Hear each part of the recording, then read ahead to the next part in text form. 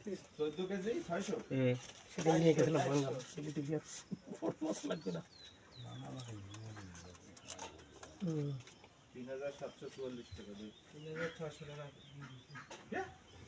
3600 দিছিস কেন ওই সিটেল ইলিশ টিলিশ মিলেই যাই তো 200 টাকার দিয়ে দাও বাকি দিয়ে দিবি কিন্তু একদম সাথে সাথে